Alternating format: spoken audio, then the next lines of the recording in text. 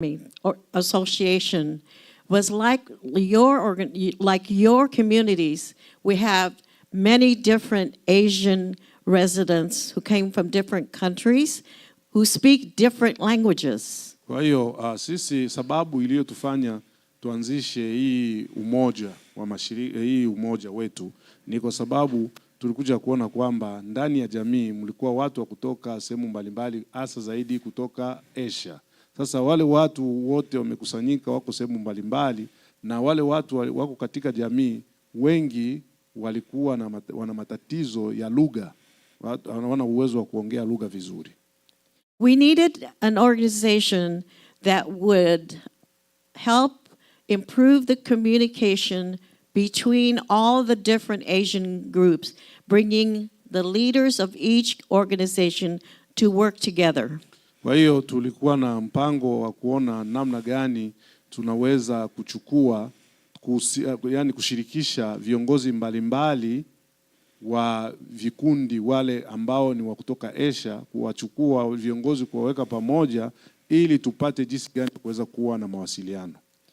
And our biggest and focus program was the fact that everyone needs health care, needed health insurance, needed someone to help them navigate through the health systems here in Kent County. Kwa hiyo kilichotokea ni kwamba tulikuja kuona watu wengi ambao walikuwa kwenye ile. The success of our health programs is helping the communities with our navigators, and as you understand, we have navigators to help with the most critical populations, the Vietnamese, the Nepalis, the Burmese, and the Chinese immigrants that come. Also, a lot of refugees come into Kent County and needed help. And like yourselves, we need to help you too. Kwa hiyo ilikuja kuonekana ndani ya jamii kuna watu ambao walikuja kutoka Asia, kuna watu kutoka Vietnam na kutoka Nepal na kutoka China huko walikuja. Sasa walihitaji msaada. Walihitaji wapewe msaada zaidi katika masuala ya afya. Kwa hiyo wale watu tulikuja kuona kwamba wanahitaji msaada, ndio maana tulifanya hiki kitu ili kwamba tuweze kuwasaidia. Na kama vile na nyie vile mko hapa mnahitaji pia msaada kwa masuala ya afya. And with the help of our navigators, we were able to find out there are other needs such as English second language classes or even pre-literacy classes for people who have never had any formal education before they came here. Kwa hiyo baada ya kuona hiyo tulikaa chini tukafanya kundi ya wale wahamasishaji ambao ndio navigator, wale ndio wamefanya nguvu, wametembea, na katika hii program tulivyoanzisha wale wahamasishaji walivyotembea ikakuja kuonekana ndani ya jamii pia kuna uhitaji wa watu kujifunza lugha kama vile Kiingereza, lugha ya pili, na wengine ambao hawajawahi kusoma na kuandika. Kwa hiyo pia tuligundua kwamba kuna uhitaji wa watu kujifunza, wajue kuandika na kusoma, ambao walikuja hapa hawajajua kusoma na kuandika. Thank you to Pastor Banza, who started a pre-literacy class for Swahili. Tunamshukuru pia Pastor Banza kwa kuanzisha ile masomo hapa ya Kiswahili kwa Kiingereza wale ambao hawajajua Kiingereza. So we also extend some of our programs to help with other needs. I think that Pastor Banza helped us to distribute backpacks and school educational supplies in the beginning of school year. Yeah, kwa hiyo pia tunashukuru sana kwa tuko na program nyingine ambayo ni ya kugawa zile backpack, na hiyo program tulianzisha. Tunashukuru sana Pastor Banza kwa kuwa kuna zile ambazo backpack zile begi za watoto ambazo tuligawa kabla ya masomo kuanza. So if there's anything else that we need to help your community, your Pastor Banza helps to communicate those needs to us, and we try to do what we can to help your community.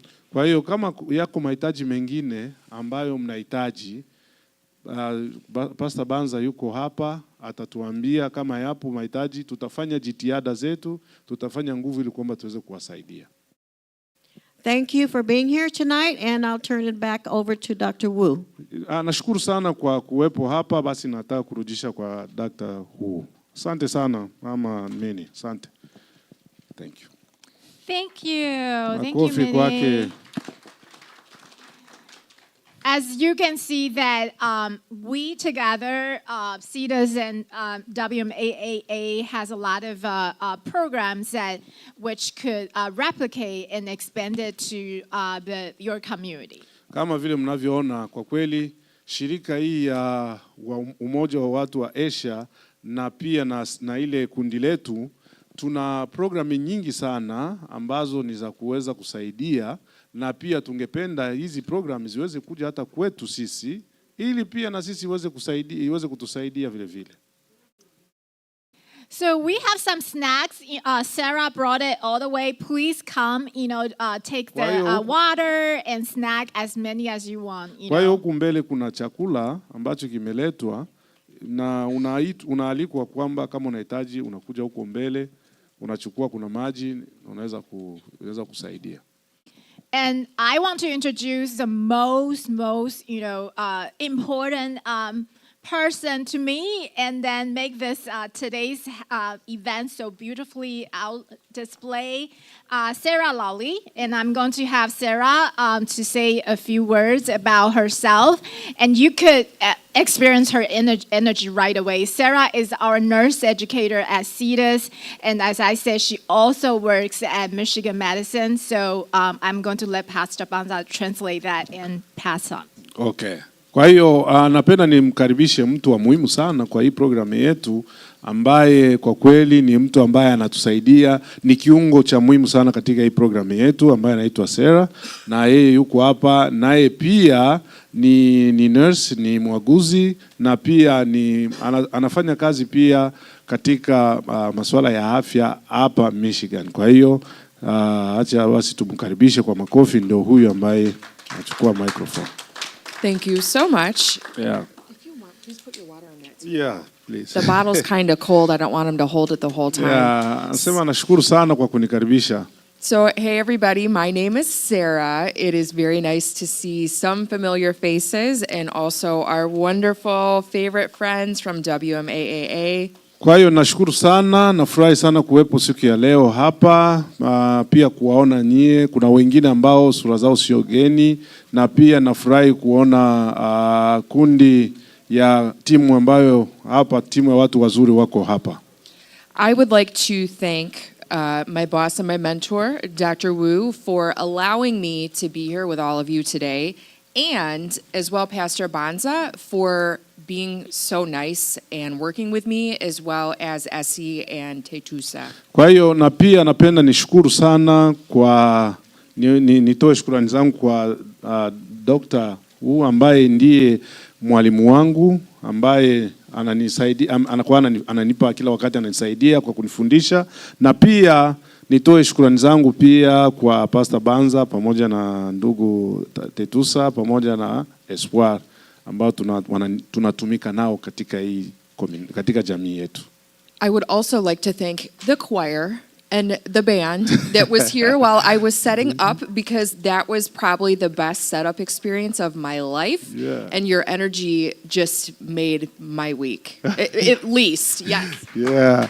Pia napenda shukuru sana kwaya yetu hapa ambayo alikuta hapa, anasema nimekuta kwaya wanajiandaa hapa kwa ajili ya nyimbo. Kwa kweli ni kwaya ambayo nimeona kweli gisi walivyojipanga na walivyoimba hajawahi kuona, imempatia shauku kubwa sana, amefurahi sana. I was trying to be not loud and in the corner, but I couldn't help but dance a little bit. I really wanted to dance a lot more, but it was your time, not mine. Yeah. So thank you. Kwa hiyo nilikuwa sehemu, nisikuwa napenda niseme kwa sauti kubwa, lakini nilikuwa sehemu pale nikisikia muziki, sikujivumilia, niliona nianze kutikisika, nianze kucheza kidogo kidogo. Kwa kweli ilikuwa mzuri sana. It was great, so thank you. Yeah. And like Dr. Wu said, like Minnie said, and our friends, we are so excited to be here with you, and then hopefully creating this new bridge, this new partnership to work together and bring these health services to your community. Kwa kweli kama alivyosema Dr. Wu, mlimsikia, kwa kweli sisi tuna furaha sana, tunapenda sana hii uhusiano wetu na nyie. Manake ni sawasawa na tunataka tujenge daraja ambalo litakalotuunganisha nyie na sisi, ili kwamba tuweze kuwa na uhusiano, kuwa na ulo urafiki na tuweze kutumika pamoja. Yeah. So thank you all for being here. Jamani, makofi kwa kutupatia nafasi hii. Yeah. Kwa hiyo samahani sana, ningewaomba kwamba kuna chakula hapa, vile viburudisha kinywa viko hapa. Kwa hiyo mnakaribishwa kwa sababu ni vingi. Kwa hiyo karibuni, mjisikie huru kuchukua huku mbele. So we talked about some health program to prevent you getting sick or getting any major disease such as heart disease. Kwa hiyo tulisema juu ya namna gani ya kukinga magonjwa mbalimbali ambayo ni magonjwa tunaweza kuikinga. Kwa mfano magonjwa ya moyo. So heart disease is actually number 1 cause of death in United States. Kwa hiyo magonjwa ya moyo ni ugonjwa ambao unaongoza Marekani kwa kuua watu. Ugonjwa wa moyo. Which include stroke and some other heart problems that keep people in the hospital and death. And I heard a lot of sudden death in my circles that they in the 50, 60 these days and males, and I'm not trying to scare you, but this is definitely heart disease is something you could prevent. Kwa hiyo hii ni tatizo ambalo limejitokeza sana hapa, na mara nyingi inakuwa ni ule mshtuko wa moyo. Unakuta mtu anapata ule mshtuko wa moyo, mara nyingine analazwa hospitali na ikatokea wakati mwingine mtu anakufa. Kwa hiyo nimeshapata malalamiko mengi, nimeshapata habari nyingi sana katika mzunguko wangu wa ndani kwamba watu wengi hapa wamepata matatizo hayo na kuwasababisha kulazwa hospitali, hasa zaidi kuanzia umri wa miaka 40 kupanda mpaka 50. Watu wengi wanakuwa na tatizo hiyo ya magonjwa ya moyo na inawaua watu kwa ghafla. So, do you know your blood pressure? Raise your hand if you do. Ni wangapi wanajua hali ya damu yao, wanapima damu kujua hali ya damu yao? Panisha kidole kama unajua hali ya damu yako. Have you checked your blood pressure this year? I mean 2022, because we just started. Je, ni nani kati yenu ambaye amewahi kupimisha damu yake mwaka huu ambao tumemaliza 2022? Kama upo basi panisha mkono juu. Good. For those of you who raise your hand, going to give you applause. But there's still a lot of you do not know your blood pressure and don't have your heart blood pressure check. And remember, heart disease is number 1 cause of death. Kwa hiyo kwa wale ambao hamkupandisha mkono ni sawa, lakini mnajua kitu cha kwanza, wale ambao wamepandisha mkono wamepima damu yao ni vizuri, lakini napenda mkumbuke kwamba moyo hapa ni ugonjwa wa kwanza ambao unaua watu. So for women, heart disease is also a major health risk. And that's why Michigan has a program called Wise Women. We are currently implementing it. Kwa hiyo zaidi kwa wanaume ndio wanaonekana kuwa ni hatari sana kwa ugonjwa wa moyo, lakini pia na kwa wanawake nayo pia ni tatizo. Ni tatizo, ugonjwa wa moyo pia unaua wanawake. Sasa ndio maana hapa kuna program mpya ambayo wameanzisha inaitwa Wise Women ya kusaidia wanawake juu ya kuweza kukinga hiyo matatizo sije kutokea. So it's a free program and open to the women that aged 18 to 64 who met certain income criteria. Na hii program ni program ambayo iko ya bure. Iko bure, na hii ni ya kusaidia wanawake kuanzia miaka 18 mpaka 64 mpaka 64 au 64. Na hii program ni bure, lakini inategemeana pia kulingana na mapato yako, income yako, kama income yako gisi itakavyokuwa. So our navigator here, not only helping people to get health insurance, they also help women to get into the program to benefit from this prevention program. Kwa hiyo hawa wahamasishaji wetu ambao tuko nao wa navigator hawako hapa tuja kusaidia watu kupata assurance ya hospitali na nini, pia wanasaidia juu ya hiyo kwa watu ili kwamba kuweza kusaidia watu wapate msaada wa kukinga matatizo ambayo yanaweza katokea. So I'm going to have Krishna to talk a little bit about this program, because that we want to offer this program to the women who are eligible in your community. Kwa hiyo nitakwenda kumpa Krishna, ni yeye atakwenda kueleza habari ya jinsi gani anaweza kusaidia. Yeye ndo anajua hiyo program ya jinsi ya kusaidia wanawake kuhusu kukinga magonjwa ya wanawake, na tungependa hii program pia hata kwenu mnaweza kuichukua. Kwa hiyo Krishna ndio atakuwa na nafasi ya kueleza.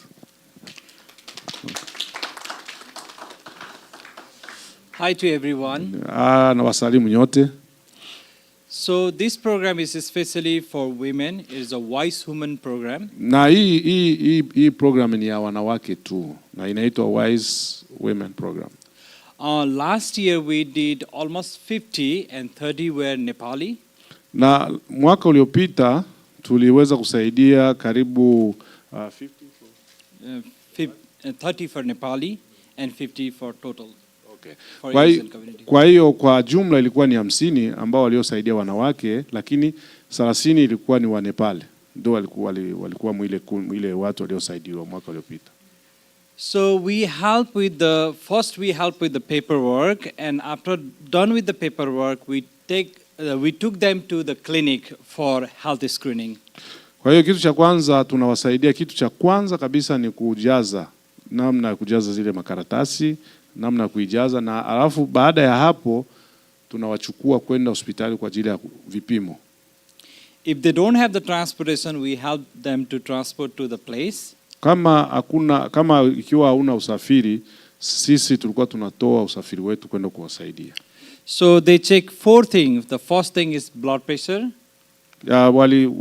Pale kwenye kipimo wanapima vitu vinne. Kitu cha kwanza ni kupima damu. Another one is diabetes. Na ya pili ni kupima kisukari. Another one is BMI. Where is BMI? Body mass index. Yeah. The weight and the height. Okay. Kipimo kingine ni kupima index ya kupima urefu, nini, mwili gisi ulivyo, upana na nini. And the last one is cholesterol. Na nyingine inakuwa ni tatizo la tunasema ni cholesterol. Inakuwa cholesterol, kupima wanga. Ndio wanga kwa Kiswahili. So we found a lot of women have a high blood pressure and diabetes. Kwa hiyo katika hii zoezi ambao walioifanya walikuja kugundua kwamba wanawake wengi walikuwa na tatizo ya matension na diabetes. So after visiting that, we helped them to make the appointment with the primary doctor. Ya baada ya kufanya hivyo tuliwasaidia pia kufanya appointment na madaktari wao. And we also educate about blood pressure and also the diabetes for them. Kwa hiyo kitu kingine tunachokifanya ni kuwafundisha juu ya tension na tatizo la diabetes. So many of the women were busy working with the family at home or taking care of their children, so they forget to go to clinic because their more important is their children and their husband. Kwa hiyo shida ambayo imetokea sana ni kwamba wanawake wengi walikuwa manake wanashughulika sana juu ya nyumba. Unakuta wanajisahau, wanashughulikia nyumba, watoto na waume zao, kwa sababu wanajua watoto na waume zao ndio wa muhimu sana. So that is the reason why we want women to go to this program and get checkups so that they know they might have a blood pressure, they might have a cholesterol, they might have a diabetes, So when you check up, then you will know, and then you can follow up, and that can be prevent, Yeah. Kwa hiyo ndio maana hii program tumefanya ni kwa sababu ya kusaidia wanawake ili kwamba waweze kwenda kupima afya yao, kwa sababu wajue kuhusu hali ya damu, kujua nani diabetes, na kujua mambo ya moyo, na kujua pia kuhusu wanga ile cholesterol, kwa sababu ya kusaidia kukinga kabla hiyo ugonjwa hujatokea. So I will tell the true story about the female who is around 50 years old. Kwa hiyo napenda niwape habari ambayo ni kweli, ambayo ilitokea kwa mwanamke ambaye ana umri wa miaka 50. She has a diabetes she didn't know, and she has a very high blood pressure. So she came to my house to get Medicaid. So I helped her to apply for Medicaid. After applying Medicaid, then she went to see her primary doctor, because many of female are worried about the bills. All are worried about the bills. Okay. So that is why I helped. So she got Medicaid, and we helped her to get checkup. Her blood pressure was very high. If she would not been to the clinic, she would have died also, because her blood pressure is high, her diabetes was very high. So that is why it is good to prevent ahead. Okay. Kwa hiyo habari ya huyo mama wa miaka 50 ilikuwa ni kwamba alikuja kwake akija kwa kumuomba kwamba msaidie kufanya kumuombea, kumtafutia namna gani ya kuomba apate Medicaid. Sasa yeye alichokifanya, alimsaidia akajaza ile Medicaid.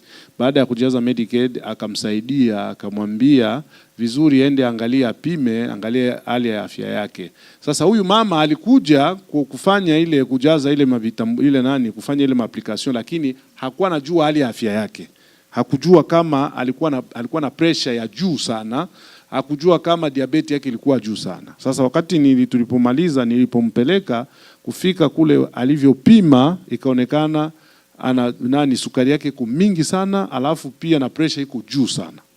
She joined this Wise Woman program and got some education about it. Now she's doing a lot of exercise, she's taking healthy food. So it has been, her blood pressure has reduced, and also her diabetes has, the sugar level came down too. Okay.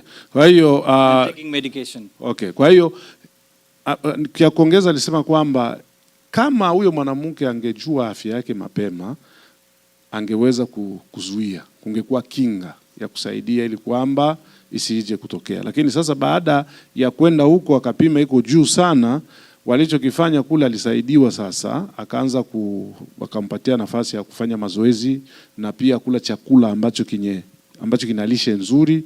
Na sasa hivi baada ya yeye kwenda kupimisha, kuingia kwa hii program ya Wise Women, inamsaidia sasa kuanza kutumia chakula ambacho kinaandikiwa na madaktari, alafu pia inamsaidia nani yake inapunguka, pressure inapunguka, alafu na sukari pia inapunguka. I think the first thing we have to encourage from our home itself. I encouraged my mom to join this program, and she completed. So I think we have a lot of male are here, our brothers are here, our fathers are here. So I think it would be great if you encourage your wife, if you encourage your sister, encourage mother to go to this program. We will support Pastor Banja, and we will help whatever we have to do. We will help him to encourage the female who are 40 and above, 64 and below, so that all our navigators will support and provide transportation. Whatever we need to do, we will help. Kwa hiyo ndio maana mimi binafsi nilichokifanya, nilienda kumhamasisha mama yangu, nikamwambia kwamba ni vizuri aingie kwa hii program.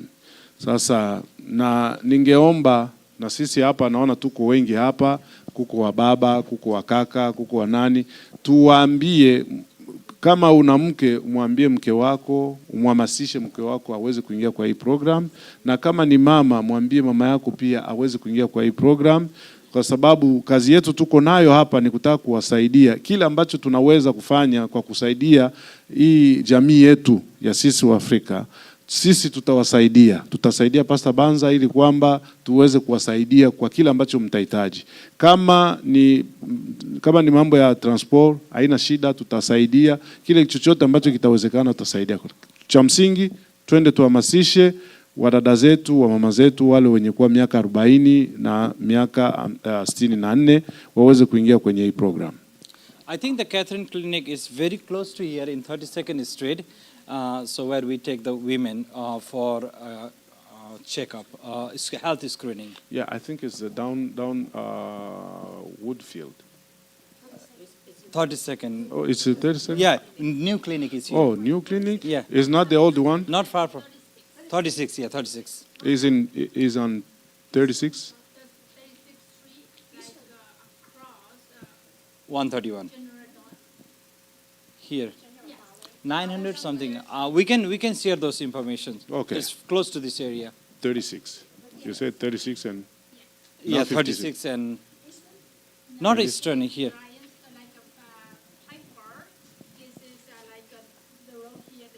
Yeah, 32nd. No, not...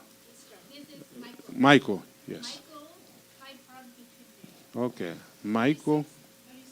36 Michael and so, kwa hiyo hospitali yenyewe, kliniki yenyewe kwenyewe wanapeleka wale wa mama na iko tu hapa ku 36. Sasa tutapa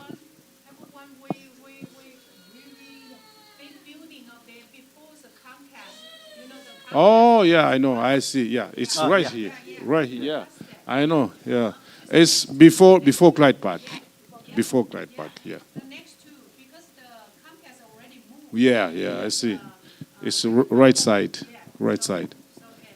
Yeah.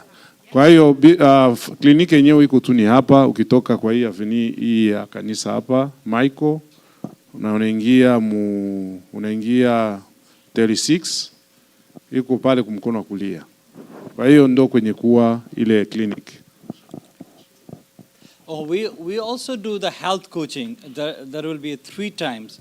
So once they do the screening, health screening, after that, if they have a diabetes, cholesterol, or a high blood pressure, we educate about those things. So we call 3 times, or we can do a home visit, and we'll give the information what they can do to prevent those things. Kwa hiyo pia wanafanya hiyo ambayo wanafanya pia wanafundisha watu.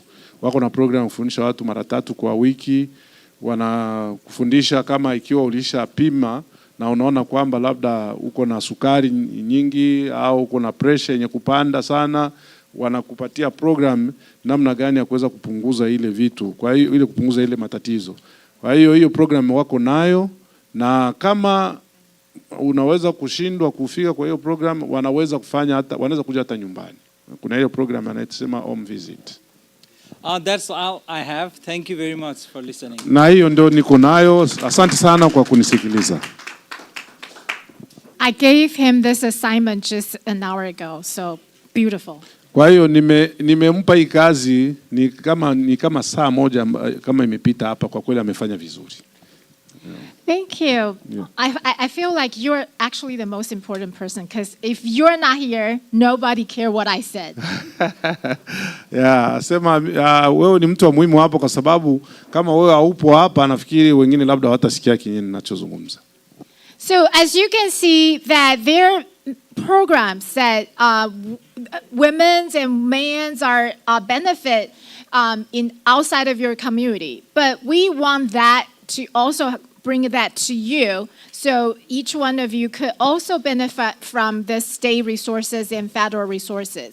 Kwa hiyo kama mnavyosikia hapa ni vitu ambavyo vinawekwa kwa ajili ya watu waweze kufaidika.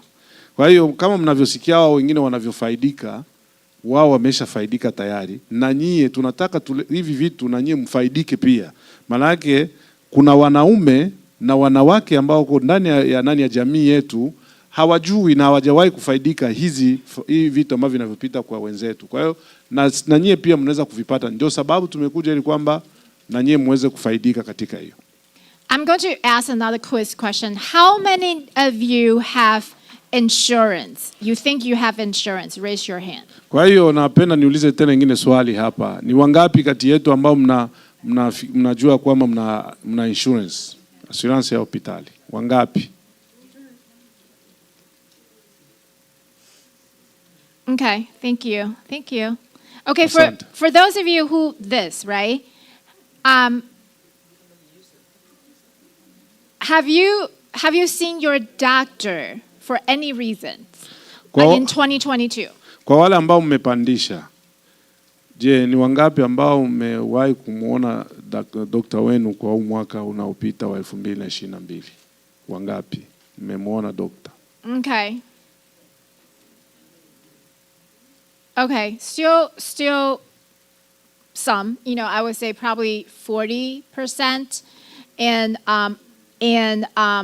can someone share with me one or two, share with Pastor Banza, why did you see your doctor? Kwa hiyo kwa wale ambao mmesema kwamba mmewahi kuonana na daktari kwa mwaka uliopita, mmoja kati yenu anaweza kaja mmoja tu anaweza katuambia kwa nini alienda kumuona daktari. Karibu.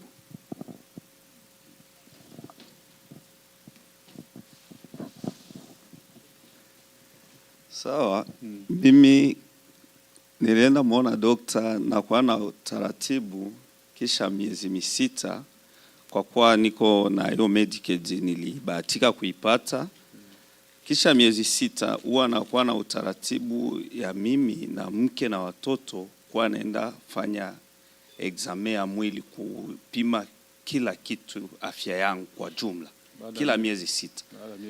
Na hivi tena nimeweka appointment hii mwezi wa kwanza tarehe 23 tuko nenda na familia tena kupima, maana baada ya miezi sita huwa napima afya. Yeah, myself with my family, we have a program I just planned, myself and my wife.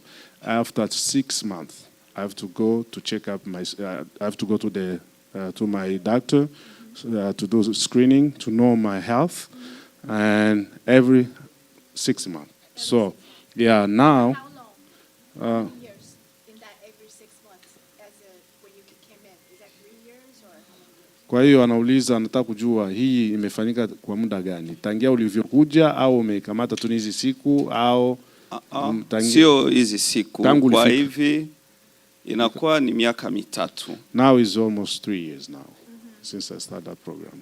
So, and he said he has a program this year.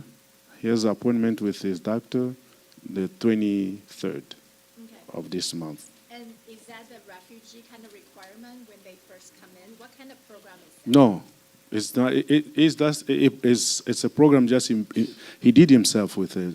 Yeah. He did it. Yeah, he did. That's a plan. It's like a plan. Yeah. Every 6 months is good. Yeah. So, yeah, thank you for sharing. Yeah, asante sana. Kwa hiyo yeye alikuwa anafikiria kama ni mpango wa wakimbizi wote wanapewa hiyo program. Sasa ndio naambia kwamba ni mpango ambao unafanya. Anasema asante, miezi 6 ni sio mbaya, ni mzuri. Miezi 6 ni nzuri. And I saw the hands, raised there. I want to hear a female woman's Nahitaji mwanamke pia na yeye ambaye woman's voice. Yes. Yes. Njoo karibu.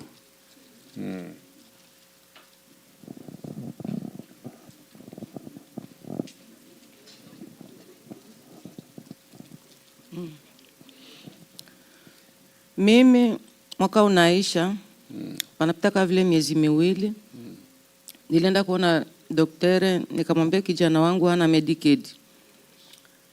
Alisha apply karibu mara 4.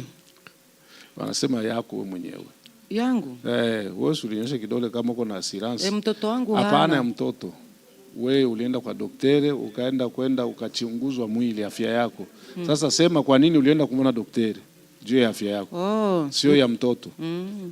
Mimi huwa nakwenda kila mwezi, baada ya miezi miwili. Baada ya miezi miwili au kila mwezi. Myself, I used to go 2 months, after 2 months or 1 month. 2022? Kwa huu mwaka uliopita au miaka yote? Ni huu mwaka tu uliopita.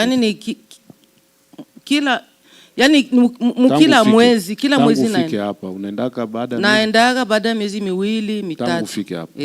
Yeah, since I came here, yeah, so after 2 months I have to go to see my doctor. Okay. Yeah, since she came. When did she come? Mwaka gani mlifika? Hata mwaka jana. Mwaka gani ulifika? 2000 na ngapi? 13. They came here in 2015. And she go to doctor every 2 months? Every 2 months. That's too much. Is that some It's kind too- of disease follow-up or? Kwa hiyo What's the reason je, she go? kwa nini unaenda hivyo? Ndio nini matatizo na magonjwa au nini? Matatizo niko nayo miguu, mgongo na pressure. Njoo inanibebaga kila wakati. Yeah, because I have blood pressure and back pain and legs sometimes swollen. Yeah, that's why. Yeah. Yeah, thank you. Yeah, asante. Nashukuru. Thank Yeah, you. asante. Sunday. Asante. Sunday. Asante. Sunday. Yeah. Sunday. Asante. Day. I Asante. try. Sunday. Asante. Okay, thank you for sharing. And we've seen some good stories that people go to see doctor. We also seen some people who may not use the best benefit, maximum benefit of health insurance. Yeah, kwa hiyo tunasikia historia ya watu wanasema habari ya jinsi wanavyoenda kuona daktari na nini ambazo ni historia ni historia nzuri, ni mfano mzuri, lakini pia kuna watu ambao wana zile haki ya kupata ile benefit lakini hawaitumii yote. Yeah. So for those people who say, I have insurance, okay, can you tell Pastor Bonza, what's the benefit of you getting out of that health insurance? Sasa swali anauliza, je, ni kitu gani ambacho unafaidika kutokana na ile assurance yenye uko nayo? Faida gani?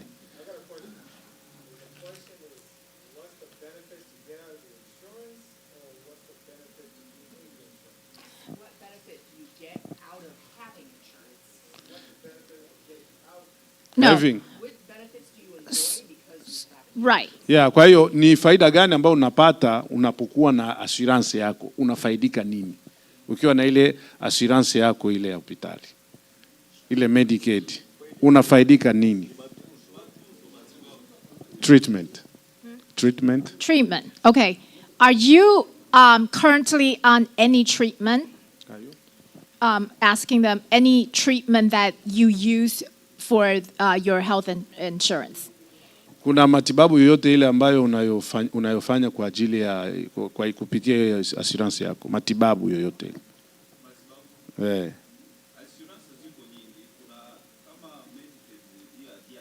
Ndio hiyo Medicaid unasema. Wanauliza matibabu gani ambayo una yote. So everything. So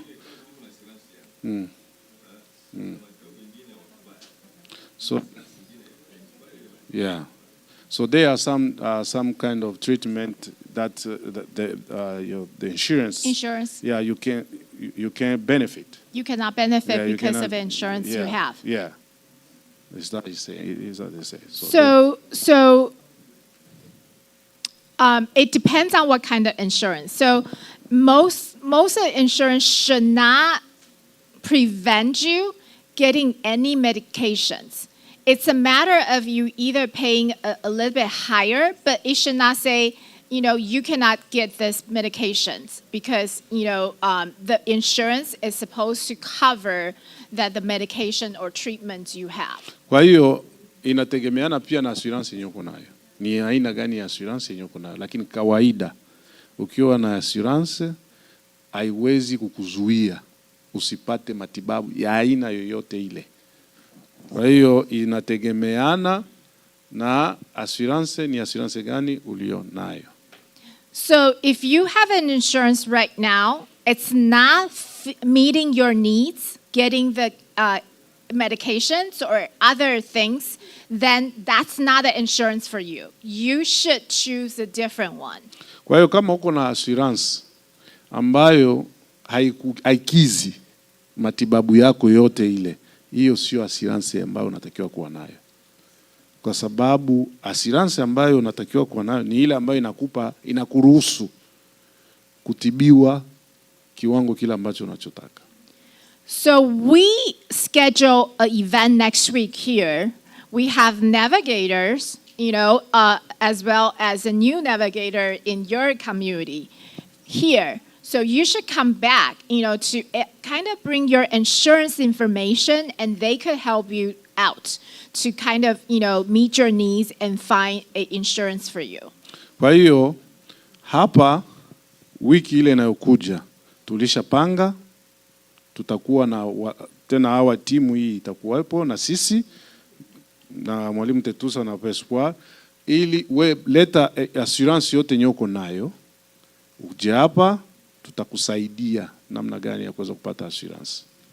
And that's what the navigator that is doing. They are paid out of the federal grant. They are not going to charge you anything. They go through a very extensive training, and they could tell you, because they just went through it, to help you to meet your needs and find a health insurance best fit your needs. Kwa hiyo hawa wahamasishaji wa Navigero watafanya hiyo kazi kwa sababu wanalipwa kwa hiyo kazi. Kwa hiyo nyie mtakuja na itakuwa ni bure, sio kwamba utalipa, ni bure. Watakusaidia kutafutia ile assurance yenyewe itakusaidia wewe kwa ajili ya afya yako. Are we supposed to go on? So I'm going to introduce what's the CMS navigators. And so we have 3 in your community, starting with Pastor Banza. Yeah. He was your first navigator last year. He already, certified. What does that mean is that you cannot call yourself navigator. I'm not navigator. Don't tell anybody. Yeah. But they have to go through a training and pass every single test. And at the end of it, say, oh, congratulations, you're certified. You have a certificate as a navigator. Kwa hiyo napenda tuwatambulishe wale ambao ni wa navigator, ambao ni wahamasishaji. Kwa hiyo tunataka kuwatambulisha hapa, na waza mnaona huko mbele ile slide. Nikusema mimi mwenyewe hapa nimeshapata ile certificate, ninayo tangu mwaka jana, na hivi tena nimeipata huu mwaka, na nimeongezewa tena wawili ambao ni mnaona, kuna mwalimu Tetusa na pia kuna Papa Espoir ambao nao pia walijiunga. Anasema kwamba kwa kutaka kuwa navigator hauwezi kuwa tu, lazima upitie kwa mafunzo. Lazima upite mafunzo, alafu pia ufanye mitihani. Ukishafanya mtihani unapata, ndo serikali state hapa inakupa certificate ambayo inakuruhusu. Kwa mfano kama yeye mwenyewe hajapata ile, hajawahi, hayuko navigator kwa sababu hana hiyo ruhusa. So here in Cedars, statewide, you're on the west side, and we are all over Michigan. So we have some of our very talented navigators in this picture, and we have some of here today with us. And when I call your name, please stand up. And they are the seasoned, very experienced one.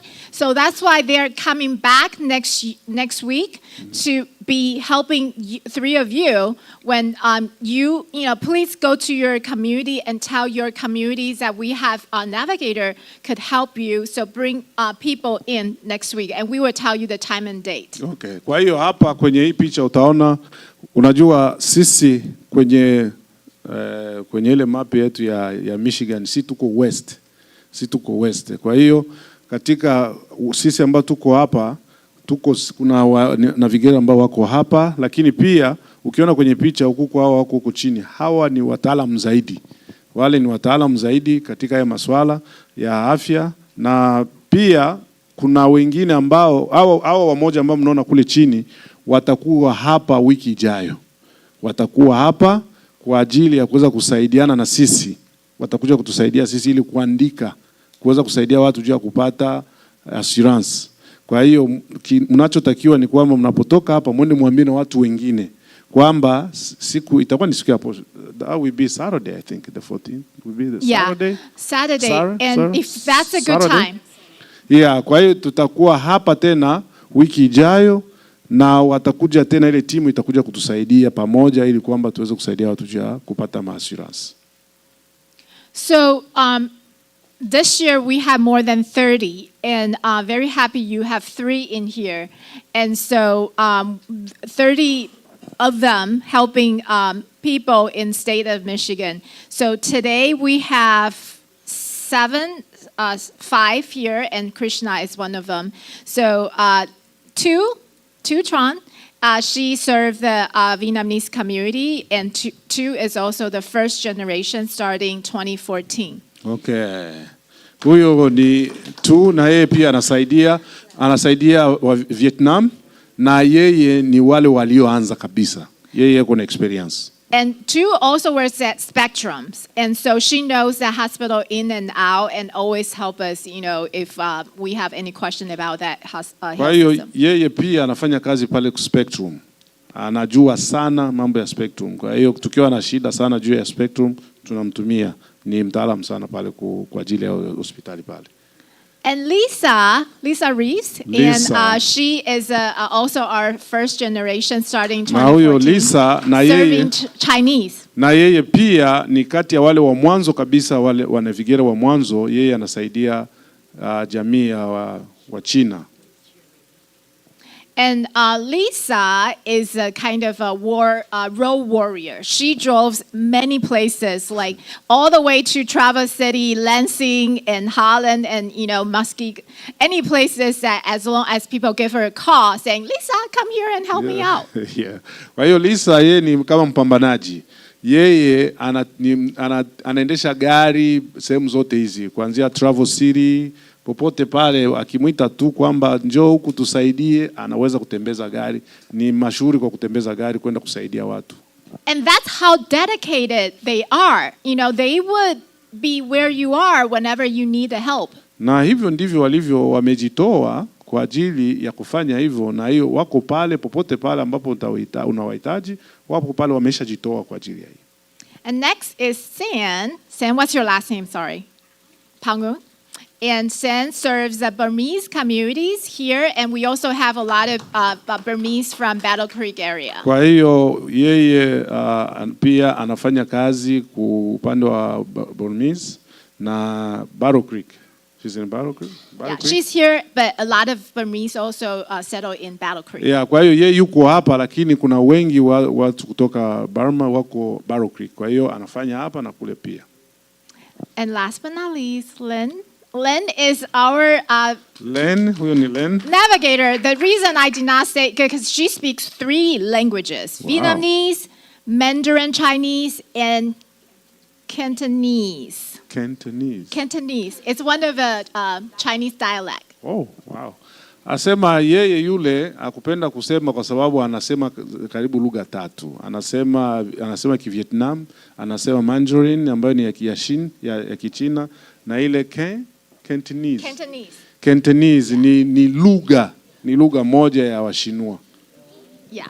And of course you met Krishna. Krishna Krishna is from Nepali community. Kwa hiyo huyu ambaye alikuwa hapa alisema hapa Krishna, yeye ni kutoka Nepal. Yeah. And so we want Aswar and also Titus say a few words about how you're introduce yourself, and also what you think you're going to help with your community, and tell them a little bit how difficult the training it is. 2 of them complete the training this year, and they go through a lot of very painful process. Yeah. Kwa hiyo ningependa pia kwa upande wetu hapa nimwite Papa Tetusa na Papa Espoir, na wao waweze kueleza kidogo tu, wafasirie nini wanaweza kusaidia jamii yetu, na pia waeleze vile mtihani ulivyokuwa mgumu kwao, waweze kuwaambia. Kwa hiyo na mje mbele muweze kujieleza na kujitambulisha.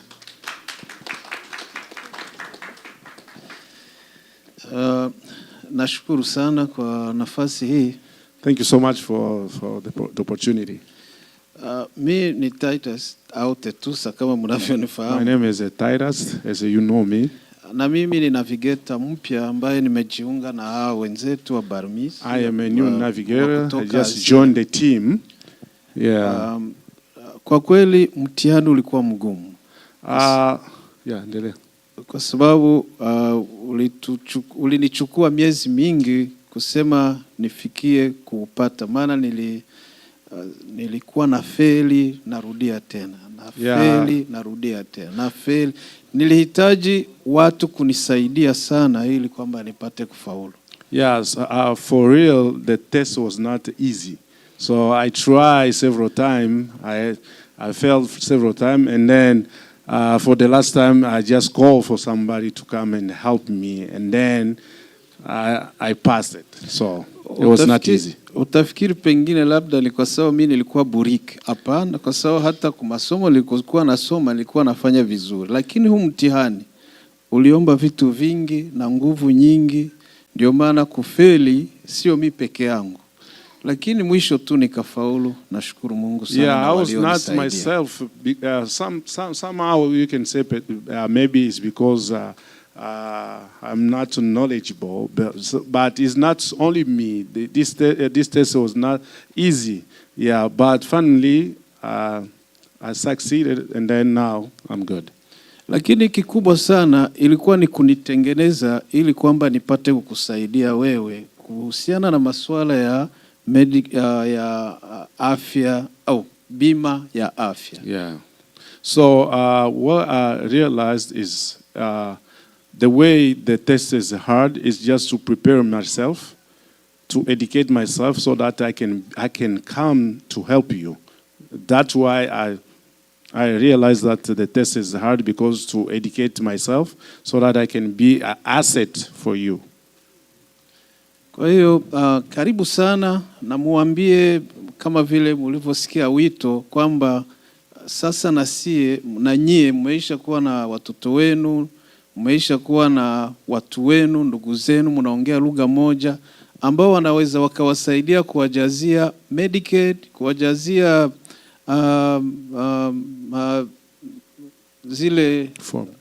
zile form za kuomba afya ya bima katika lugha yako. Kwa kweli njoni sasa tuanze kufanya kazi pamoja. So this is my calling to everybody to say to come. So we are ready now. We are all educated, so we can help you. So just go and tell your friend and tell anyone to say we are here, so we can help you in our language. So we are able to help you in our language. So please go and tell your friend to come, so we can help you to fill out the form for health insurance. Yeah. Thank you. My name is Espor. I think I met some of you. I've had a good familiar faces to get to know you guys personally, especially Sarah, being my mentor and pushing me until the edge. It's no joke. CMS training, it is one of the difficult process to go through. Kwa hiyo kwa jina langu mimi naitwa Espoir, na mimi nashukuru kwa kuwa hapa. Kwa kweli na mimi ni navigator, lakini ninashukuru sana kwa kwanza wengine wengi hapa nimesha kutana nao wananifahamu, lakini napenda tu niseme kwamba kwa kweli CMS ile test ambayo tuliyofanya haikuwa rahisi. Ilikuwa ni mtihani ambao ulikuwa mgumu sana, na nashukuru sana Sarah, alikuwa ni mwalimu wangu ambaye kweli ameniwezesha mpaka nimefika kumwisho. With the CMS, I was doing very good. I would do one course, I would pass, I would say, oh yeah, this is easy. I would do another course, I would be like, oh yeah, this is easy. I would do the third course, I would be like, oh, this is so easy. Well, why are people screaming over this? Then when I get to the fourth one where there's like 15, I'm like different languages and different things, and I'm like, no. I took a break. I kept taking a break, and Sarah kept calling me. It's like, so where are you at? And there's also another lady. I think her name is the top one right there. Ophelia, yes. Ophelia was always calling me and also reading scriptures to me also at the same time. She's reading scripture, Bible verses, and she's like, you can do it. And then I was like, I don't know what to say, and I told my father-in-law, I was like, I think I'm going to give up. And my father-in-law, you're not going to give up. You're going to keep going. Kwa hiyo kwa kweli niliingia katika hii harakati nikaanza kuendelea. Nilipoanza mtihani wa kwanza nikajisikia kwamba hii hapa ni rahisi sana. Nilipofanya kwanza nikaona rahisi, nikafanya ya pili nikasema tena hii hapa sawa sawa. Nikafika ya tatu nayo nikaona, nikasema kwa nini watu wanalalamika kama iko ngumu, mbona ni rahisi rahisi tu. Lakini nilipofika ya nne nikaona hata nikaanza kuona ya nne ile ikakuja na masomo karibu 15 na lugha tofauti tofauti. Nikasema hii haiwezekani, hapa inabidi kwanza nichukue nipumzike kidogo. Nilivyoanza kupumzika nikapumzika, nikaanza kusikia masimu inaita. Kuna mama moja pale Othilia akaanza kumuita, akamwambia, akaanza kumpatia maandiko, no, unaweza tu, wewe endelea, fanya tu. Yeye akasema sitaweza. Akaniita mimi kwamba mimi naona sitaweza, na mimi nikamwambia usiache, endelea. Kwa hiyo ndio hivyo. Yeah, so it was a long process. It was a long process, but I want to thank God because the people He has put me around with, I think Daniel, also Sarah, and Afya. They've been an inspiration to me. They helped me understand the language of medic, and I'm telling you, I'm not going to go to a university to do medic. I leave that to them. They do a good job with that, and I thank you so much that I get a glimpse of how the health insurance help, and I am here to help my African community so they can be better, they can gain knowledge in what is going on with health insurance. Kwa hiyo nashukuru sana kwa kweli mchakato wote haukuwa rahisi, na kama nilivyoeleza, nashukuru sana kwa watu ambao waliokuwa wananizunguka. Ni watu ambao ni wazuri, walikuwa kwangu kama vile walinitia moyo kwa kweli. Nikianza kwanza kwa Daniel ambaye alikuwa ni mmoja ambaye alinitia moyo na akanisaidia sana kwa jinsi niweze kuelewa lugha ya kile ambacho nilikuwa nafanya, na pia Othilia pamoja na Sarah ambaye alikuwa kila wakati akiwa pamoja na mimi kunisaidia na kunielewesha. Kwa hiyo waliendelea kunitia moyo na nikafikia hatua, namshukuru Mungu, nikaweza kumaliza mpaka nilivyomaliza. Kwa hiyo kitu ninachotaka kusema ni kwamba nawaomba mje niweze kuwasaidia, kwa sababu nimeshapata ile elimu na niko hapa kuweza kuwasaidia na nyie namna gani mnaweza kuwa vizuri katika masuala ya afya, hasa zaidi kwa upande wa kupata ile assurance. Niko hapa naweza kuwasaidia. Kwa kweli nashukuru sana kwa yote ambayo mlioweza kunisaidia. Asante. Thank you so much. Asante. Asante. Asante. Asante. Asante. Yeah. Asante. Asante. Asante. Yeah. No, Swahili. Swahili. Yeah. Asante. French is merci. Merci. Yeah. Merci beaucoup. Merci beaucoup. Okay. So you have these 3 people, and for them to get a good grades, they pass, right? And in order for them to have a good record, is that you will have to go to them and they will say how many people they help. So they need your help, so spread the words and telling people that who could go to them next week, its first event, and they will have other times available. But the open enrollment actually ends January 15 for Marketplace. Okay. Kwa hiyo kwa kweli mmesikia kisi wameeleza hapa. Kwa kweli wamefanya vizuri, wamefaulu ile mtihani, lakini kwa wao kuwa na sifa nzuri ni pale ambapo nyie watakuja kuwasaidia. Ni mkija kwao na wakiwatumikia nyie, ndio pale watakuwa na sifa nzuri, kwa sababu tutawauliza kwamba mna watu wangapi. Kwa hiyo wale watu ambao watakuwepo ndio wale ambao watawapa sifa. Kwa hiyo kitu ambacho tunapenda kusema ni kwamba mje hiyo tarehe 14 ili kwamba muweze kuandikwa. Muambie na wengine kwamba tarehe 14 tutakuwa na zoezi hapa la kuandika watu juu ya insurance, na tarehe 15 ndio itakuwa tarehe ya mwisho ya kuandikisha kuhusu afya inaitwa Marketplace. Assurance inaitwa Marketplace. Tarehe 15 ndio mwisho. 14 tutakuwa hapa. So I saw some of the hands here do not have insurance, and some of you have insurance. So there are two major kinds. One is a private marketplace insurance that you buy from different firms, Blue Cross being one, Blue Cross Blue Shields, and there's another one, Medicaid, which is a state insurance program, Medicaid. So who has a private insurance? For those of you, you said, I have insurance. Who has a private or private insurance? Raise your hand. Kwa hiyo kuna aina nyingi za assurance. Kuna assurance zile ambazo zinaitwa ni za kibinafsi au ziko privé, na kuko zile ambazo ni za state. Kwa hiyo kwa wale kwa ile ambayo inaitwa kuko ile ambayo ni privé inaitwa marketplace, ile kuko Blue Cross na mnakuwa mashirika mbalimbali ya afya. Kwa hiyo kwa wale ambao mlipandisha vidole, mpandisha mikono juu, ni wangapi ambao wako na assurance ile ambayo ni Medicaid, ambayo ni ya serikali ya state? Wangapi ambao wako na hiyo, na wale ambao wako na ile ambayo iko ni ya privé? Private insurance, raise your hand. Wale ambao ni privé, private. Blue Cross Blue Shield, what's that? Molina, and what's out there? Yeah, United Healthcare. Yeah, kwa hiyo kuna Priority. Kwa ile privé, zile ambazo privé ndio hizo wanataja hapa. Kuna Molina, kuna Priority, kuna Blue Cross, kuna United.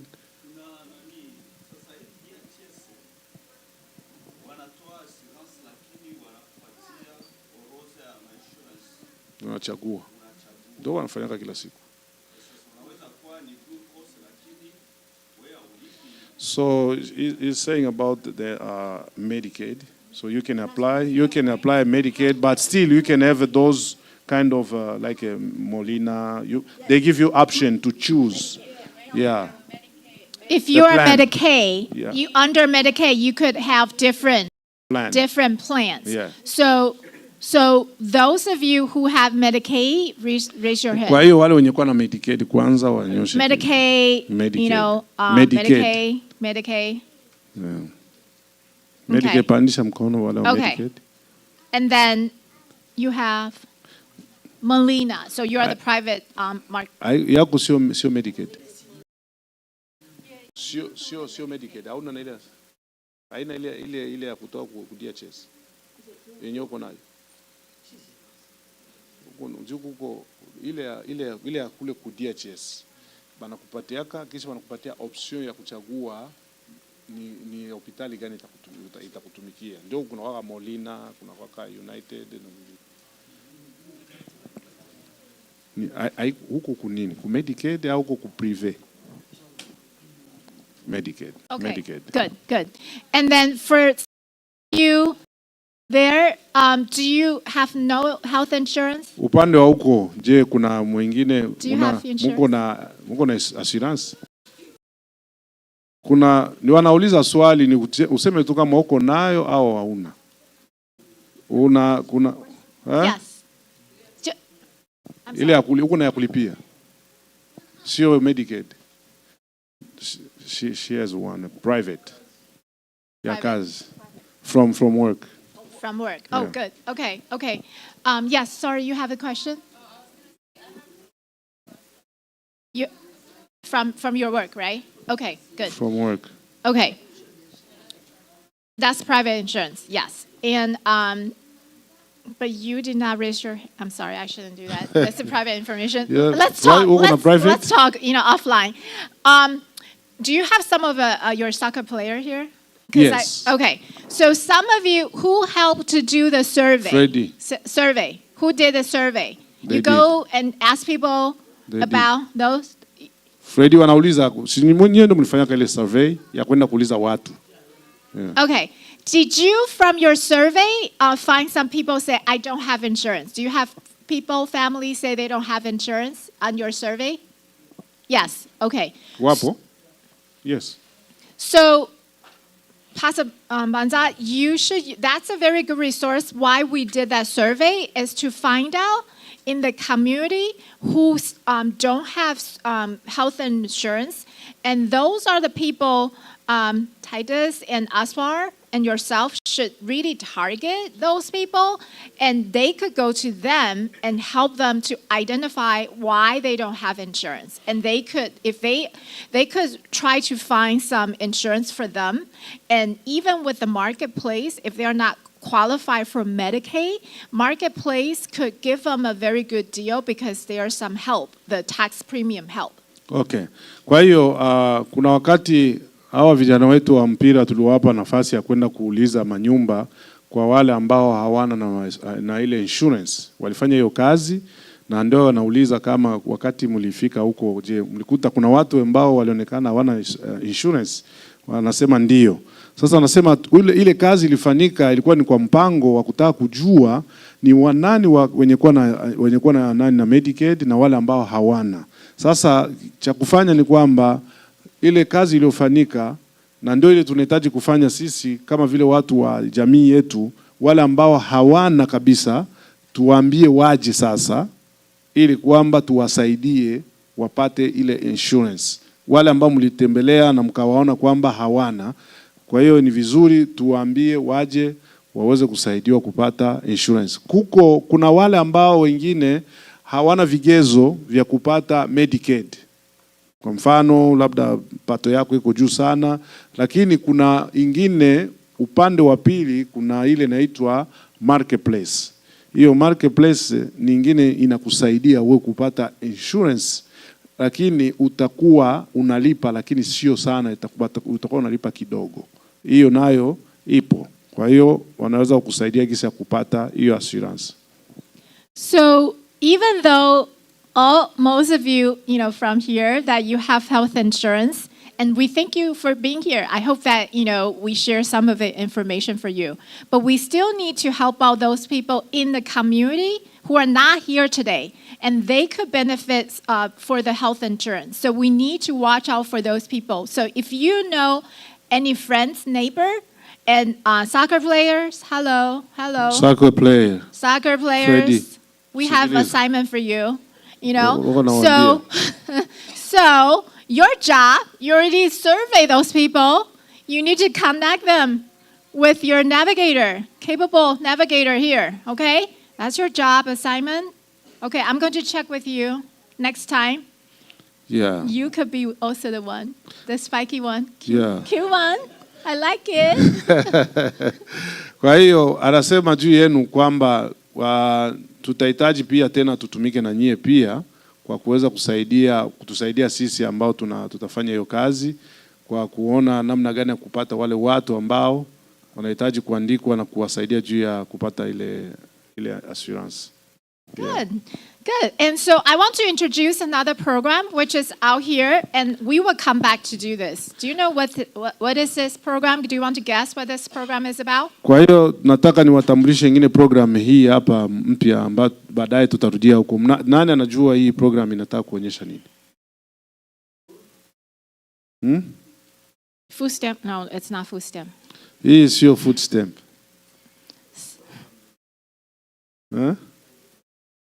Diabetes. Diabetes, good. Yeah, so, there's a spectrum of diabetes that you could be. Everybody could be one of those, right? You could be normal, pre-diabetes, or diabetes. Hii ni picha ya jumla ambayo inaonyesha hali ya mtu gisi ulivyo. Kwa hiyo kwa sasa hivi unaweza kuwa uko normale au uko mwanzo wa diabetes au umeshaumwa tayari diabetes. Do you know which one you're in? Kwa hiyo unajua ni uko wapi? Are you green, yellow, or red? Je, uko kwa kijani au njano au nyekundu? Do you know? Je, unajua? You think you are green. Why made you think you are green?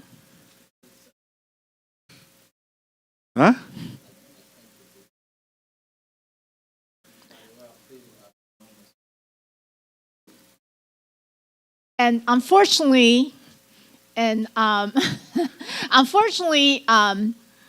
there's a number to determine if you are green, yellow, or red.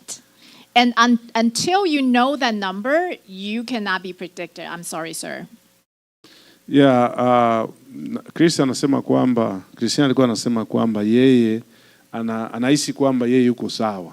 Ndio alijibu. Sasa yeye anamuuliza, je, unajuaje? Unahisije kama uko sawa? Anasema kwa sababu ni vigumu kutabiri hali yangu kusema kama niko sawa au sio sawa.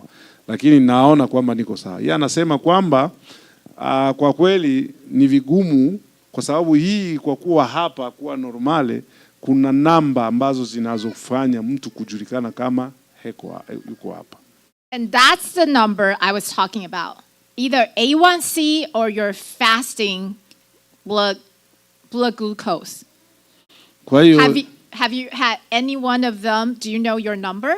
Kwa hiyo hizi ndo namba ambazo nilikuwa nasema. Ili kwamba uweze kujua kama uko sawa ni kujua hizi namba. Kuna hii A1C level na kuna hii fasting blood glucose level. Kwa hiyo je, unajua uko wapi? Uko hapa au uko hapa? Anyone know your number? Wewe unajua?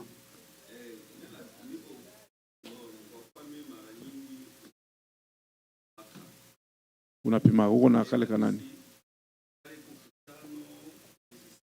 Njoo kwenye huko. Huko hapa. Yeah. Yeah, he has I don't know how you call it, a diabetes test, like a machine. So he tested the level. So he's 5 for him. It's a 5.6. Okay. Yeah, he used to test all the time. He used to be To test his blood sugar. Right. So you do know your number, but what about others? Kwa hiyo kwa wengine, anajua hiyo. Anajua ile njoo anapimaka. Kwa wengine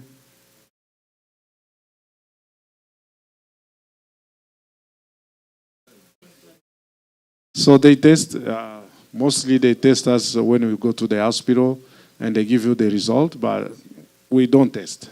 Kwa hiyo au test. Yeye anauliza kama wangapi wana test wenyewe. Njoo swali. But do you know your number? I'm not asking you to test it because you don't have machine. And do you know your number? Do you know Kwa your hiyo level? anasema akwambii juu ya kutest, lakini anataka ajue unajua namba yako. Kwa hii manamba unajua namba yako ya sukari. Wangapi wanajua? No. No. Okay. No one. Yeah. Just one. Yeah. So basically, I think these are the ones that you could become more knowledgeable and then empower yourself to take appropriate actions, take care of yourself.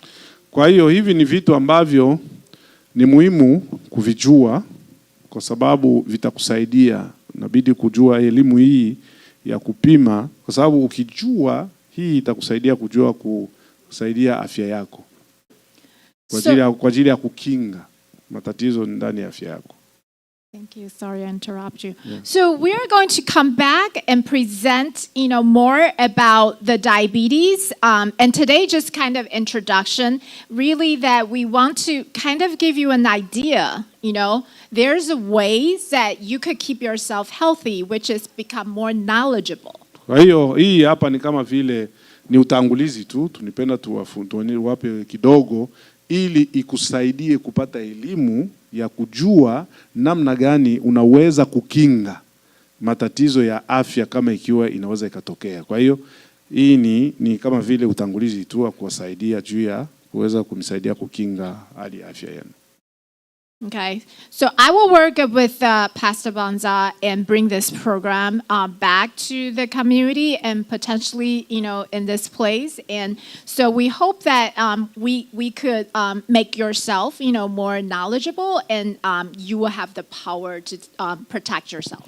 Kwa hiyo tutafanya hii program tena, tutaifanya na Pastor Banza, tutaileta tena kwa hapa kwenu. Tutapanga tena wakati mwingine tutaileta ili kwamba watu waweze kupata elimu ya kujua namna gani wanaweza kujifunza kujua hali ya afya yao na kuweza kukinga matatizo kama inaweza ikatokea. Again, thank you for being here. Today is just an introduction and get to know you. We would love to work with you with more health programs and with the help and leadership of Pastor Bonza. Kwa hiyo tena mara nyingine napenda niwashukuru sana, na hiyo ndio ilikuwa nayo kwa siku ya leo, na ningependa sana tuendelee. Nitapenda kushiriki na tutakuwa na Pastor Bonza, tutaangalia jinsi gani tutakavyoongozana ili kwamba tuendelee kuwapa elimu ili kwamba muweze kujua hali ya afya zenu na muwe na elimu. Nawashukuru sana. Thank you. Makofi. Makofi jamani. And don't leave. We have some snack for you. We bring. We wanted to provide some food for you, and we got a suggestion to bring. What's that? Sarah is bringing some sandwiches. Yeah. So please don't leave. You know, we bring some food, and Sarah bring it, and we don't want to bring it back. So stay a little bit. I saw she go to the car and bring the food. Kwa hiyo msitoke.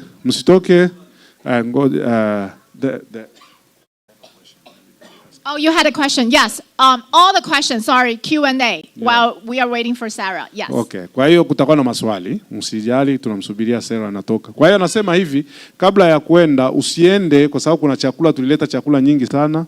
Kwa hiyo msitoke bila kula chakula kwa sababu hatutarudia nayo. Kwa hiyo chakula inaenda kuchukuliwa, kitaletwa hapa. Mtachukua chakula na pia wakati wa maswali utakuwepo ambao kila mtu anaweza kuuliza maswali. Before we start the question, I want to myself, on behalf of this congregation, on behalf of our community, I want to say thank you so much for this event. I think what I'm trying to see, it's today, it's good even we have a few people here, but the few people they attend this event, I think they will take this knowledge to other people. Mm-hmm. So what I will suggest is, please, the door are open. We need to learn more because our community, we don't have this kind of training or something like this. No. So we'll be very happy to welcome you again here so that the people can benefit. More education. Yes. Yeah, so thank you so much. And I can say thank you so much for the whole team. The WMA team. Give them a round of applause. Yeah, thank you. And so please give the round of applause of these wonderful three navigators. Kwa hiyo tutawapigia makofi pia kwa hao ndugu zetu watatu hao wanavigator wapya. Asante sana. And please give them some opportunities. They need your business, meaning that, please have people to come to them. And so they need to use the knowledge they got from the training to help people. Because if you don't use them, you forgot it right away. Kwa hiyo ni vizuri sana muwatumie kwa sababu wamepata hiyo elimu njia kuwasaidia. Kwa hiyo nawaomba tafadhali muwaone mje kwao waweze kumisaidia na waweze kumitumikia kwa sababu mkikaa sana bila kuwaona nyie mtapoteza, hamtapata hiyo elimu na wao pia hawatafanya hiyo kazi. Kwa hiyo nawaomba tafadhali muweze kushiriki na kuwaona kwa ajili ya kuwasaidia. Kulikuwa na swali?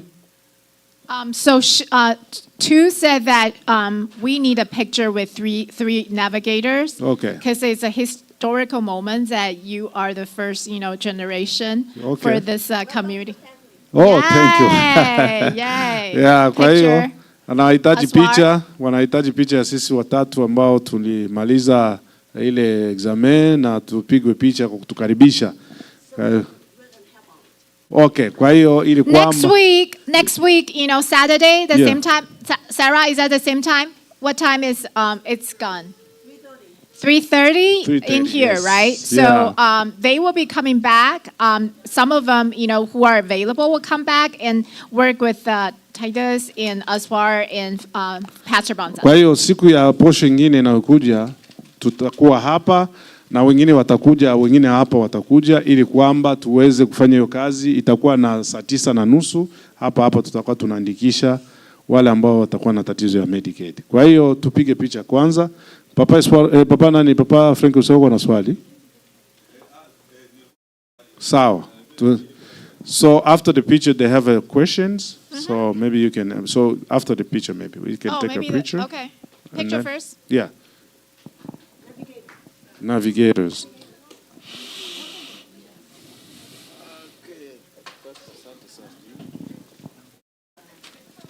Who has a phone? Who has a phone? Is that any way we can? Yeah, maybe we can. We can stand right there.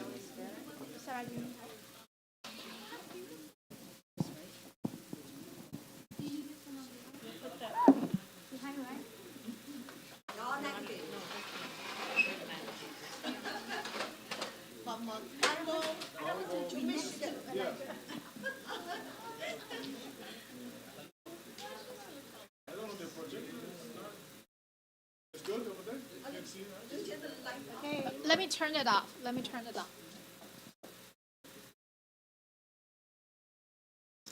Sarah. Hi.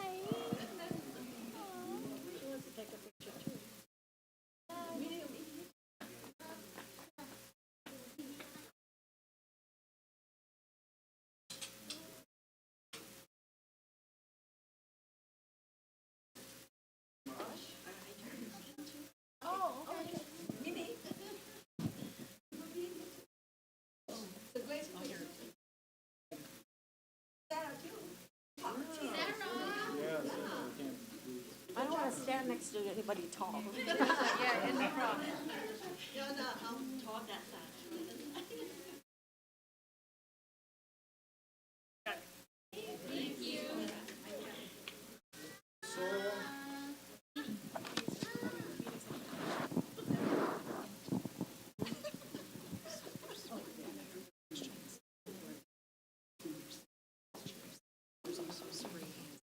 Oh, okay. Small bottle. The sprays. Okay. Yeah. Yeah. Kwa hiyo kwa wale ambao walikuwa na maswali, sasa nasema kwamba wakati tunauliza maswali, lakini chakula kiko tayari pale, kisha wekwa na kuko sandwiches ziko pale na kuko hand sanitizer, unaweza kubeba, unaosha mikono na unaingia pale unachukua chakula kinyo unapenda. Kwa hiyo mnakaribishwa nyote kwa chakula, na kama wakati tunaendelea na kubeba chakula pia, kama uko swali basi microphone hii hapa kwenye kwa na swali. Karibu. So there is a question. Yeah. Hai, mimi swali yangu nilikuwa nataka kuuliza kuhusu ile programu walisema juu ya wanawake kwa kwenda kupimwa kujua afya yao, ni wanalipa wala ni bure? I would like to know about the program you said about the wise women. So that program, it's for free, or we have to there is some fee? All the programs here today, it's free. We don't take any money from any one of you. Kwa hiyo, yeah, go ahead. Go. Yeah, kwa hiyo anasema kwamba program yote ambayo wanafundisha hapa yote ni bure. Na nilikuwa sasa uliza kuandikisha, wanaandikisha leo wala ni lini wataandikisha? Kama zile fomu zipo, tulikuwa na hitaji fomu ili So the other question is to know about the registration. When we can register those, if they need to register. Okay, so for the Wise Woman, it's ongoing. It's a state program, and state doing this program to benefit all the women who qualify. And so the qualification is age 18 to 64 and also income. So there's an income requirement. Okay. So if you, Pastor Banza, start finding the women in that age group and send me the list, we could start kind of the process helping these women to get, first screen and then see if they could get into it. We need to make sure they qualify, and then we could start the program activities. So do you know about the income income, yes, you know, there's a chart, because if you have 2 people, it's this number. 3 people, this number. So I don't remember, but I can send you that information. I think that would be good, so Yeah. that I can give them all details. Yes, and we can send you a flyer too. Kwa hiyo anasema ndio, hii inaomba kidogo ni mchakato kwa sababu iko kungazi ya state. Kwa hiyo na kwa kuandika lazima upite kwanza ukubaliwe. Lazima ukubaliwe na ukubalifu unatokana na mapato, income yako. Sasa ndio nilikuwa namuuliza kuhusu mapato ni namna gani juu ya kujua, lakini anasema anahitaji kama watu wapo wanahitaji hiyo program. Mnaweza kuniona na tuwe na niandike list, lakini pia atakuwa kuko tableau ambayo inatokana na state.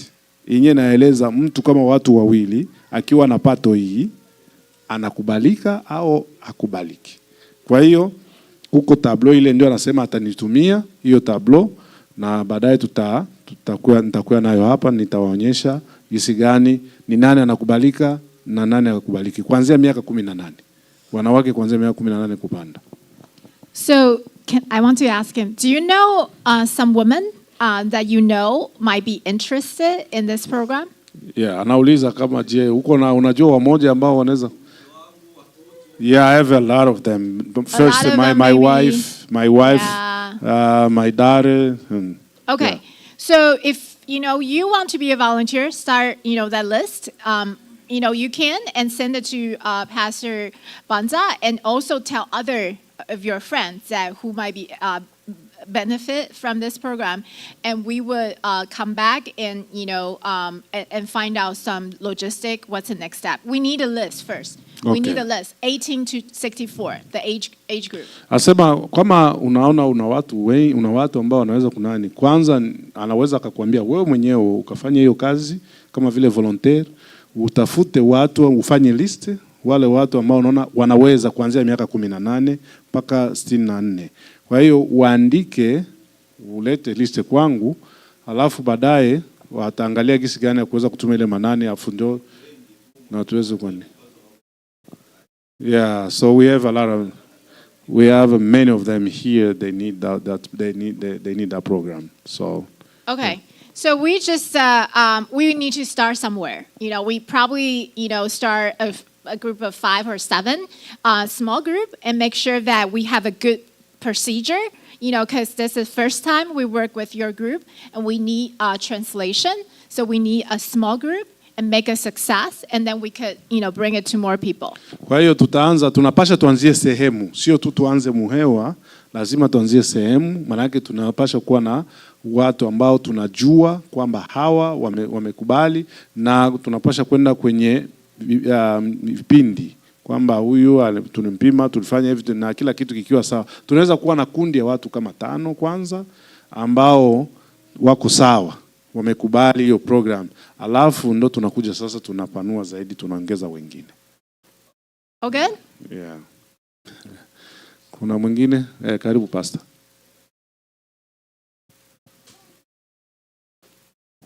So nashukuru sana kwa kuweza kuwapokea wageni wetu. So we are so thankful to receive our guests. Na tumepokea mambo mengi kutoka kwao. And we got a lot of things from you, the education. Na katika usemi wa profesa nilimfuata vizuri mwanzo tu alipotuuliza wanani waliweza kupimwa kansa. Yeah. For the first, when you started, you asked a question to know about who went to the cancer screening. Lakini community yetu iliweza kubaki kimya, hakuna hata mmoja. So our people here, they were quiet, nobody just raised a hand. Na niliweza kupata jibu kusema kwamba tunapoenda kwenye wadakta wetu, kwenye mafamilia zetu kwenda kupimwa kwenye hospitali, wanatupima damu. So what I realized is when we go to our primary doctor for screening, mostly we just do screening for blood. Na sijue kama kupima kansa inapimwa na nini. So I don't know about the cancer screening. So how ili tuweze kujua ya kwamba nasi tuna kansa. Cha pili swali ya pili ni kuuliza kwamba kwa sababu tena nilipata hii program ya wamama, sikuweza tena kusikia kwamba mliweza kuzungumza kama wamama wanaweza kupima kwa kansa, lakini mliweza kuzungumza mambo mengine tofauti tena na kupima kansa. Asante sana. Yeah, the other thing is according to what I heard about the women wise program, wise women program. So you said about the screening, but it seems like you didn't say about cancer screening. So I don't know, maybe it's that saying, I don't know if you said about the cancer screening. If you didn't say why is not included? Asante sana. Yeah, thank you so much. Thank you for your question, and these are great questions that. Hii ni maswali ya muhimu sana. Nashukuru kwa maswali yako. So, the chronic disease and cancer are somewhat linked or correlated.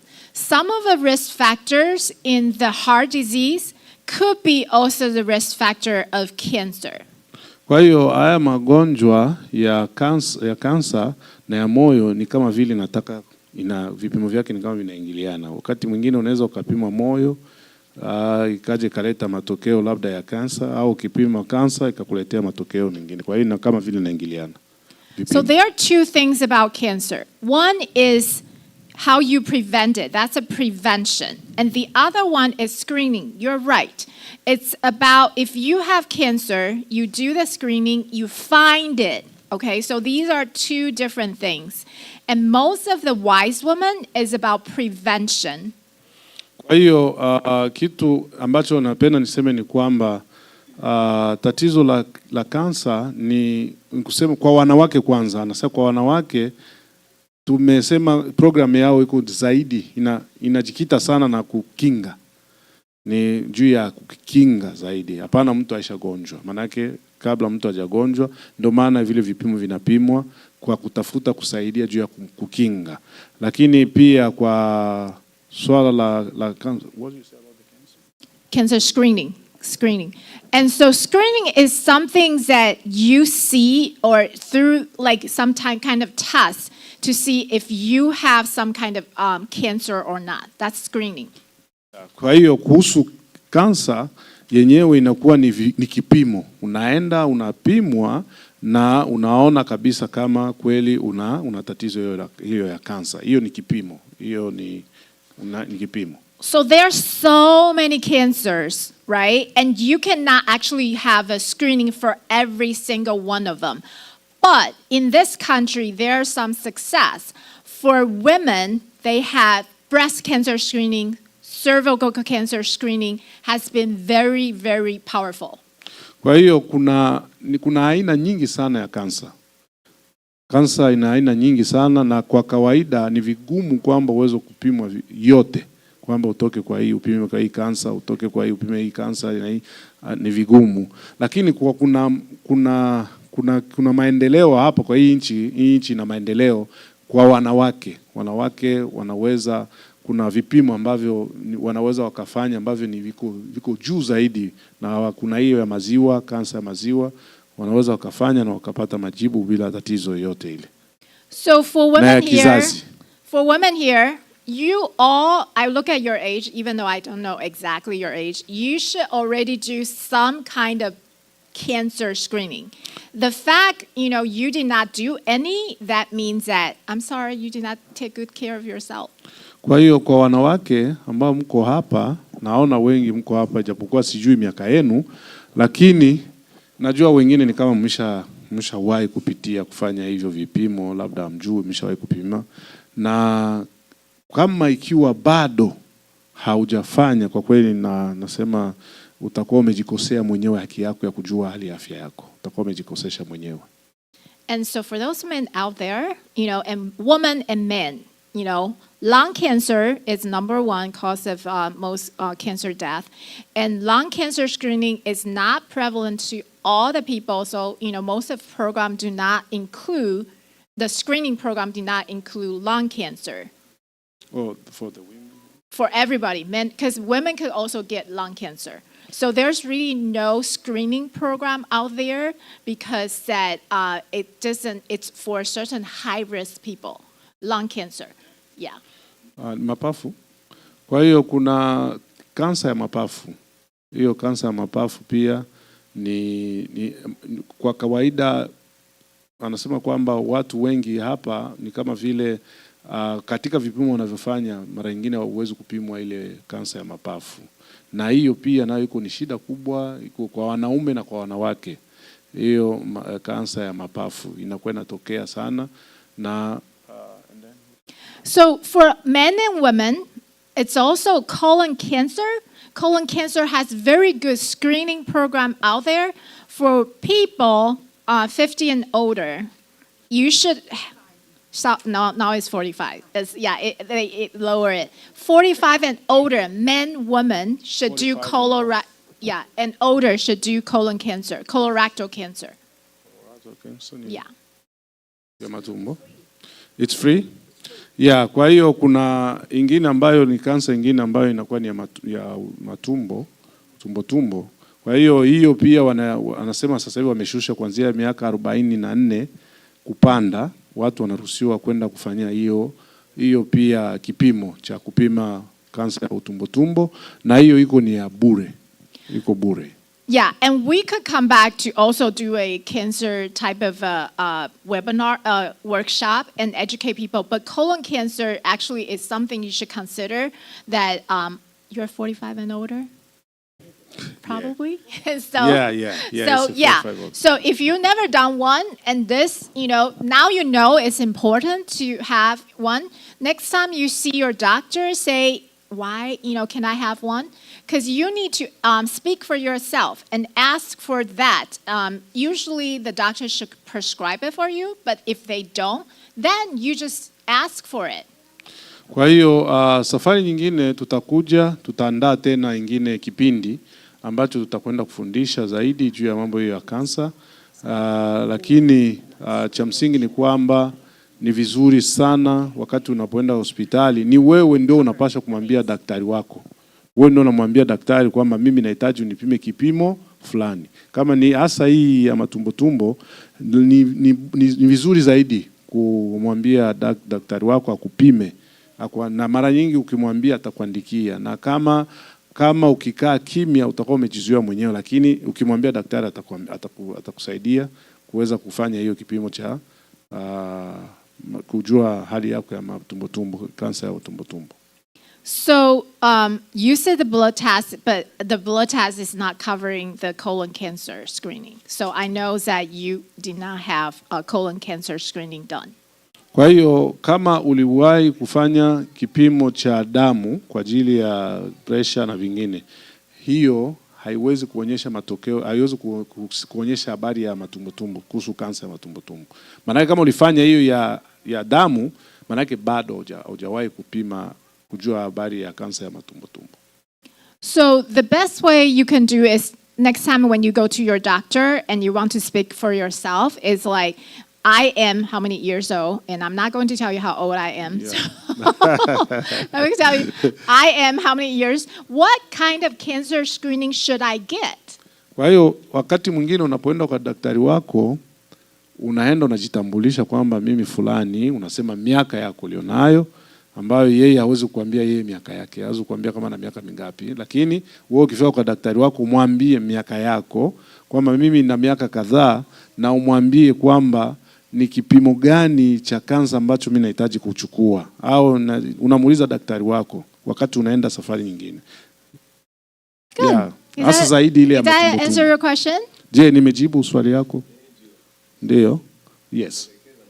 Yes. Yeah.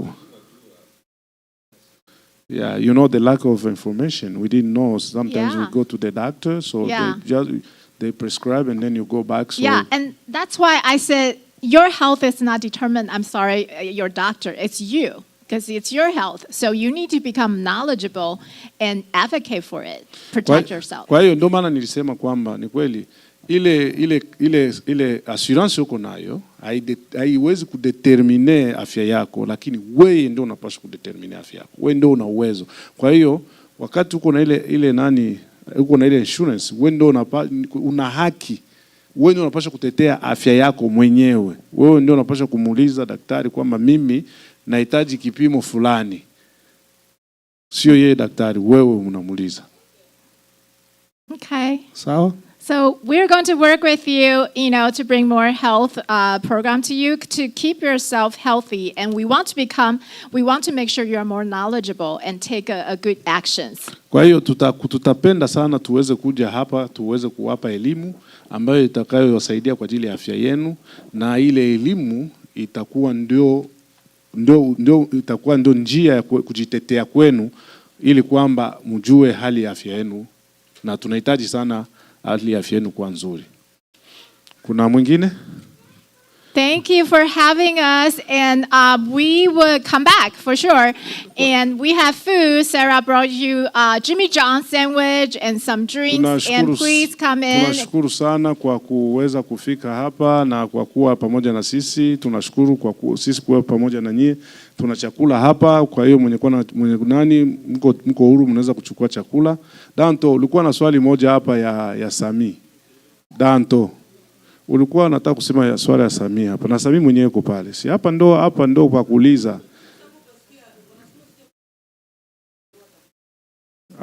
Kwa hiyo hakuna haja ya kuuliza. Hakuna haja ya kuuliza. Okay. Oh, no. Sami mwenyewe yuko hapa. Yeah. Is that no food here? No. Okay. I was just because there is a question. She came here and she was saying on behalf of her son. So I said, why you don't ask the question? And she said, no, because you will be here on Saturday next week. So my son will be here for, yeah. Oh, so yes, that's please why. come back next Saturday. Yeah. Thank you. Thank you. Please bring more people. Kwa hiyo We need you. tunahitaji mwite watu wengi waje ili kwamba tuweze kuandika hiyo siku ya posho. Karibuni chakula. Chakula. Yeah. Chakula. Yeah, karibu kuchakula. Chakula. Jamani, tuchangamkie chakula. Karibuni kuchakula.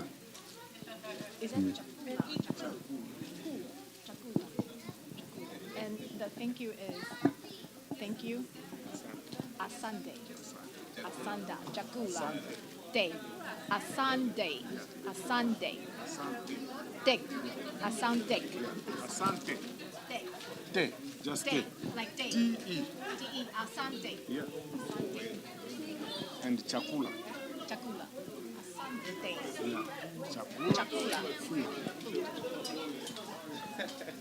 So thank you so much for coming. Let me introduce my wife. She's here, and my daughter. Yeah, I saw that's your Yeah, this grandson. is my Grandson. Fasi. Yeah, this is my grandson.